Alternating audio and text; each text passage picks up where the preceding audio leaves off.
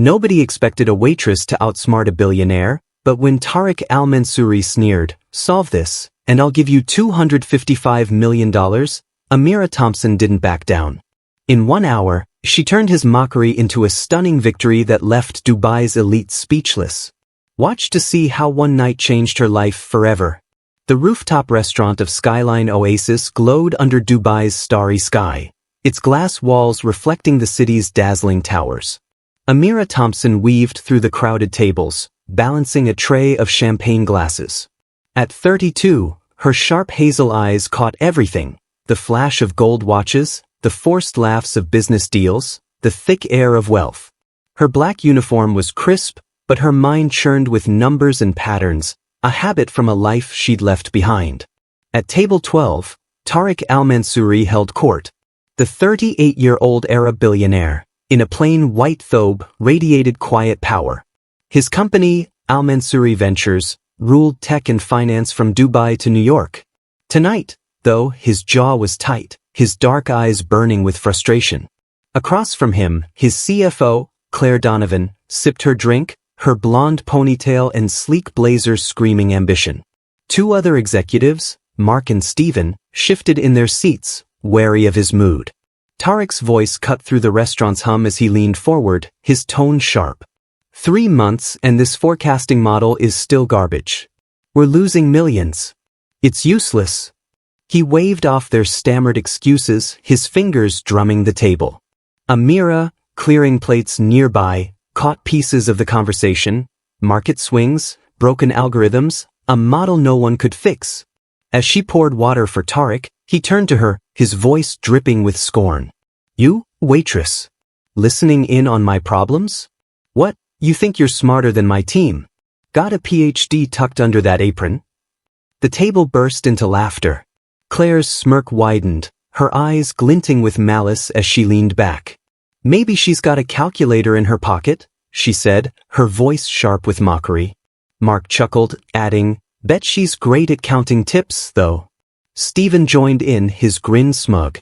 "Stick to refills, sweetheart. This is big league stuff." Amira's pulse raced, but she kept her face steady, her voice calm. "I wasn't listening, sir. Just doing my job." Tariq leaned forward, his smile cruel. "Oh, I bet you're a math prodigy. Let's make it fun." He pulled out his tablet, tapped the screen, and shoved it toward her. "Fix this model, and I'll wire you $255 million right now. Fail, and you'll prove you belong right here, pouring drinks for people who actually matter." The table roared again, Claire's laugh the loudest, her hands slapping the table. "This I've got to see," she said, crossing her arms. "What's next, Tariq? Ask the busboy to run the company?" Mark snorted, shaking his head. "She'll crash the system before dessert comes." Steven leaned in mocking, "Better hurry, waitress. Those glasses won't refill themselves." Amira's coworker, Jake, wiping a nearby table, shot her a look that screamed, "Don't do it." Her fingers tightened on the water pitcher. She'd walked away from her old life after her brother's death 5 years ago, the grief snuffing out her ambition. The pain of that night, the screech of tires, the hospital's cold lights, tried to pull her under, but she pushed it away. The numbers on Tariq's screen, chaotic and tangled but familiar, called to her like an old song she still knew by heart. 1 hour, she said quietly, locking eyes with Tariq. His smirk faltered for a split second. "You're serious?" he asked, his tone caught between amusement and surprise. "Completely." Amira set the pitcher down and took the tablet, ignoring Claire's loud scoff. She sat at an empty table nearby, her fingers hovering over the screen. The model was a wreck, wrong assumptions, missing data. But she saw something, a hidden rhythm in the chaos. Her old self, the one who'd thrived on numbers, stirred awake.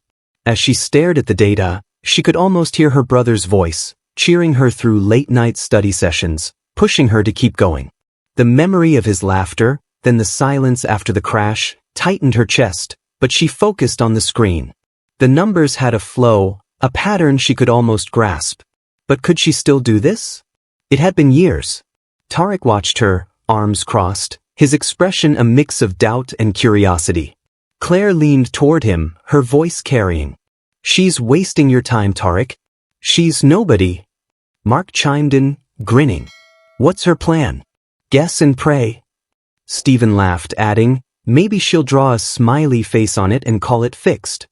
Amira's jaw clenched, but she didn't look up. Her fingers moved, testing inputs, probing the model's flaws. The executives' taunts faded as they noticed her focus, their laughter quieting. Jake glanced over, his worry mixed with curiosity. The clock ticked louder in her ears. 40 minutes left. She could walk away, go back to serving drinks, and let their mockery win. But Tarek's challenge, the numbers themselves, held her. She started typing, slowly at first, then faster, chasing the pattern she sensed. Tarek walked over, leaning against a table. Time's slipping, he said, his voice softer but still edged with doubt. What's it going to be, Amira? Genius or just another server? She met his gaze for a moment, her fingers still moving. You'll see, she said, her voice calm despite the knot in her stomach. Claire laughed, sipping her drink. This is a waste of time, Tarek. She's got nothing. He ignored her, his eyes fixed on Amira. The restaurant's noise faded, the world shrinking to the screen. She wasn't sure she could fix it, but she wouldn't quit. The hour was nearly up when she paused, staring at the screen.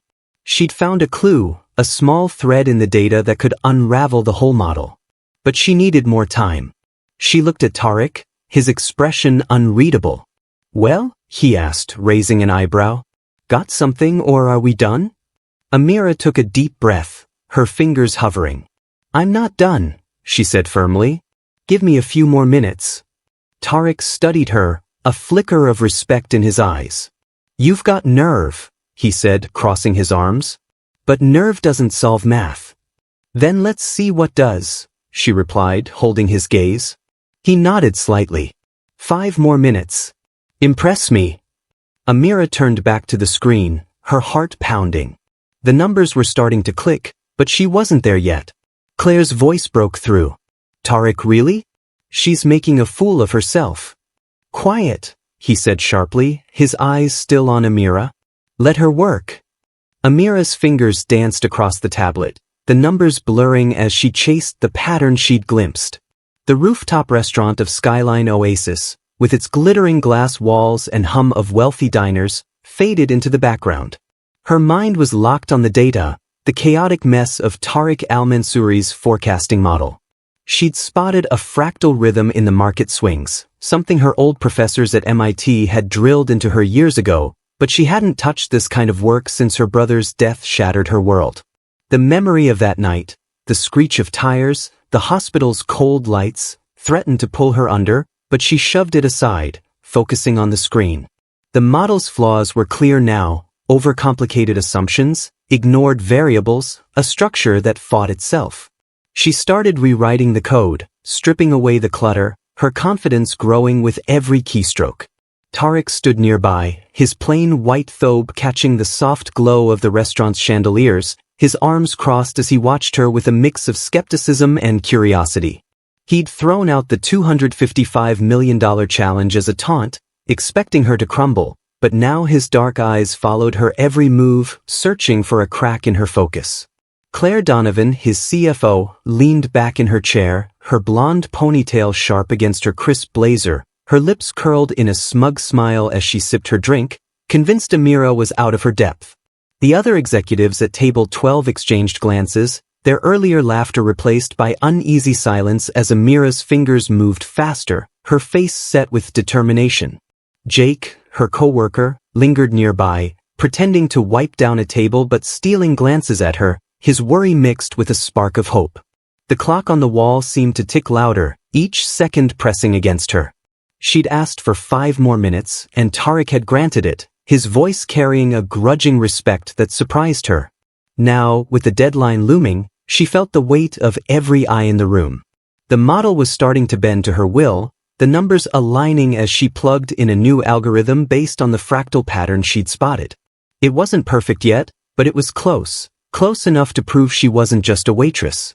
Her heart pounded, not from fear but from the thrill of being back in the game, the rush of solving something no one else could. She finished the final line of code and tapped the screen to run the model. The tablet hummed, processing her changes, and the results flashed up. Clean projections, profits where losses had been, a model that finally made sense. She slid the tablet across the table to Tariq, her breath steady despite the adrenaline coursing through her. He took it, his fingers brushing hers for a moment, and studied the screen. His jaw slackened, his eyes widening as he scrolled through the results. The executives leaned forward, their murmurs growing as they saw the numbers. Claire's drink paused halfway to her lips, her smirk gone, replaced by a flicker of unease. Tariq looked up at Amira, his voice low with disbelief, the arrogance from earlier softened by something new, intrigue, maybe even admiration. He asked who she was, not as a challenge but as a genuine question, his tone carrying a weight that made the room feel smaller. Amira held his gaze, her heart still racing, and told him she was just someone who saw the pattern, her words calm but firm, hiding the storm of emotions inside. Claire cut in, her voice sharp with dismissal, insisting Amira's work was a fluke, a lucky guess from someone who didn't belong in their world. Tariq silenced her with a single word, his eyes never leaving Amira, and told her to meet him at his office the next day, his tone making it clear it wasn't a request. The next morning, Amira stood in Tariq's office on the 80th floor of Al Mansouri Tower, the sprawling city of Dubai stretching out beyond the floor-to-ceiling windows. The room was sleek, all glass and steel, but the air felt heavy with expectation.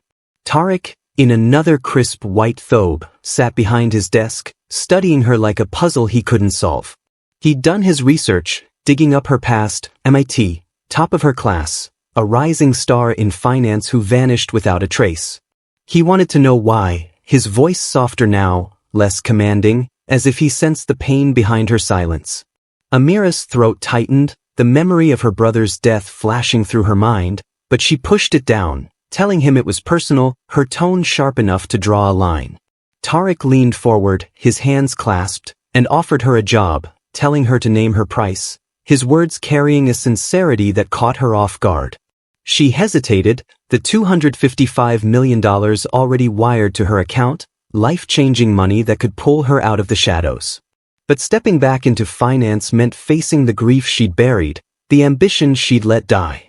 She told him she'd think about it, her voice steady but her mind spinning as she left the office, the city's skyline blurring through the elevator's glass walls. That night, alone in her small apartment, Amira couldn't let the model go. She pulled up a copy she'd saved, her curiosity stronger than her doubts. As she dug deeper, she found something unsettling, errors in the data that weren't random but deliberate, designed to make the model fail. Her stomach twisted as she traced the changes, following a digital trail that led to Claire's account. The CFO wasn't just careless, she was siphoning funds to a rival firm, hiding her tracks in the model's chaos. Amira's hands shook as she compiled the evidence, her mind racing with the implications. She met Tariq the next morning in his office, the air tense as she laid out her findings. She showed him the transaction logs, the encrypted emails, the clear proof of Claire's betrayal. His face darkened, his fingers gripping the desk as he processed the scale of it. He asked why Claire, someone he'd trusted for years, would do this, his voice tight with anger and hurt. Amira answered simply, saying it was about money and power, her words calm but her eyes burning with resolve, urging him to act before the damage grew. Tariq called an emergency board meeting that afternoon, the conference room packed with executives, their faces a mix of shock and unease. Amira stood at his side, presenting the evidence with a clarity that silenced the room. She walked them through the data, pointing out the hidden transactions, the coded emails, the trail Claire thought she'd buried. Claire's composure cracked, her voice rising in protest as she tried to deflect, but the evidence was airtight. Security escorted her out, her shouts fading down the hall, leaving a heavy silence behind. In the quiet aftermath, Tariq turned to Amira, his voice low and genuine, thanking her for seeing what he couldn't, his words carrying a warmth that surprised her. He asked her to dinner, not as a boss but as someone who wanted to know her, his tone soft but earnest. Amira studied him, seeing past the billionaire to the man who'd trusted her instincts. She agreed, but only if he stopped throwing money at every problem, her words light but pointed, drawing a laugh from him that eased the tension in the room. Their conversation lingered, the weight of the day settling between them. Tarek leaned back, his eyes still on her, and asked what she planned to do with the $255 million, his curiosity genuine now, no trace of the arrogance from the night before. Amira paused, her mind racing with possibilities she hadn't dared to consider. One evening, as rain streaked the office windows, Tyler watched her tweak a model. "You're building something real here," he said softly. "I'm not used to people who don't want something from me." Emily looked up, her eyes steady. "I want plenty, Tyler. Just not your money." He stepped closer, the air charged. "Then what do you want?" She held his gaze, the rain's rhythm filling the silence, her answer unspoken but heavy with possibility. The rain tapped a steady rhythm against the office windows, blurring Brooklyn's lights into a soft glow. Emily held Tyler's gaze, his question, "Then what do you want?" hanging between them like a live wire. The air felt thick with unspoken truths, the kind that could shift everything. Her heart raced, not from the numbers on her screen but from the man standing close enough for her to catch the faint cedar of his cologne. She set down her marker, the whiteboard behind her crowded with equations that could change lives. "I want to build something that lasts," she said finally, her voice low but firm. "Something that helps people like my brother, people who fall through the cracks. And I want to do it on my terms, not because someone handed me a check." She stepped closer, her eyes searching his. "What about you, Tyler? What do you want beyond the empire?" He blinked, caught off guard. For a moment, the billionaire mask slipped entirely, revealing a man grappling with his own hollows. "I thought I knew," he admitted, his voice quieter than she'd ever heard. "Power, legacy.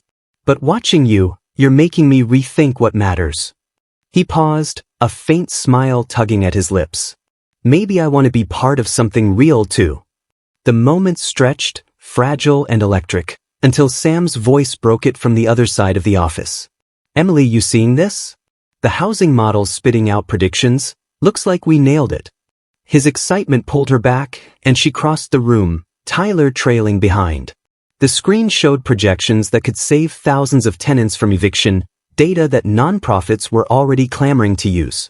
Tyler leaned over her shoulder, studying the results.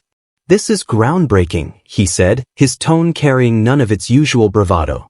"You're not just good, you're rewriting the game." Emily's chest warmed, but she waved it off. "It's not me.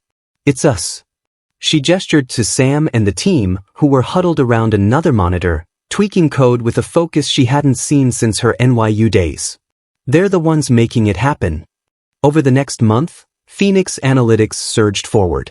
Their housing model gained traction, catching the eye of city planners and advocacy groups. Emily hired 2 more analysts, both women who'd been overlooked in corporate boardrooms, and their small office became a hive of purpose. Late nights blurred into early mornings, but the exhaustion felt different from her waitressing shifts. It was the ache of creation, of building something that could outlive her. Tyler became a constant presence, not as an investor but as a sounding board, challenging her ideas while respecting her lead. He'd show up with coffee or pizza, trading quips with Sam and charming the team, but his focus always returned to Emily. Their conversations deepened, over takeout, over shared glances during heated debates about data ethics. He told her about his sister's sketches, tucked away in a storage unit, and she shared Alex's old playlists, still on her phone. Each story peeled back another layer, their connection growing beyond the spark of that first night. One crisp October evening, Phoenix Analytics hosted a launch event in their expanded office, now a sleek loft with exposed brick and humming monitors. Nonprofits, local officials, and even a few curious investors filled the space, buzzing over the housing model's potential. Emily stood at the front, her simple blazer and jeans a far cry from the black uniform she'd worn months ago. Her voice carried as she presented the data, her confidence unshaken by the room's scrutiny. "This isn't just about numbers," she said, her eyes sweeping the crowd. "It's about people, families who deserve stability, communities that deserve a chance. We're using data to fight for them, and we're just getting started." The room erupted in applause. Sam, standing near the back, raised a glass, his grin wide. Tyler, leaning against a wall, watched her with a look that held more than admiration. It was pride, raw and unguarded. As the crowd mingled, he approached, holding 2 flutes of champagne. "You were incredible up there," he said, handing her a glass. "This is bigger than I thought." "You're bigger than I thought." She smiled, clinking her glass against his. "Told you I wasn't just a waitress." He laughed, but his eyes were serious. "You were never just anything, Emily. I saw it that night at Apex Heights, and I see it now. You're changing the world." Her throat tightened, not from the champagne but from the weight of his words. For years, she'd carried guilt over Alex, over the career she'd abandoned, over the fear she wasn't enough. But standing here, surrounded by her team and their shared mission, she felt whole. Not just a prodigy, not just a survivor, but a woman who'd found her place. The event wound down, guests trickling out into the night. Emily and Tyler stayed behind, cleaning up stray cups as the team powered down monitors. The loft was quiet, the city's hum a soft backdrop. He brushed a strand of hair from her face, his touch gentle but electric. "You asked me what I want," she said, her voice soft as she met his gaze. "I want this, Phoenix, the team, the fight. And maybe," she hesitated, a smile tugging at her lips. "Maybe you if you can keep up." Tyler's grin was boyish, unguarded. "Oh, I'll keep up. But you're trouble, Emily Carter." "The best kind," she shot back, their laughter mingling as the city sparkled beyond the windows. Months later, Phoenix Analytics stood as a beacon in the industry, its models adopted by cities across the Northeast. Emily's name appeared in articles, not as a waitress who'd won a bet but as a visionary reshaping data for good. Her team grew, each member a testament to her belief in the overlooked. Sam led their tech division, his coding sharper than ever, while the women she'd hired pushed boundaries in ways corporate giants hadn't dared. Tyler remained her partner, in business and beyond. They didn't flaunt it, but their connection was undeniable, built on shared losses and a quiet trust that deepened with every late-night talk. He'd sold his sister's sketches to fund a community art program, inspired by Emily's vision, and she'd dedicated Phoenix's first major grant to addiction recovery programs in Alex's name.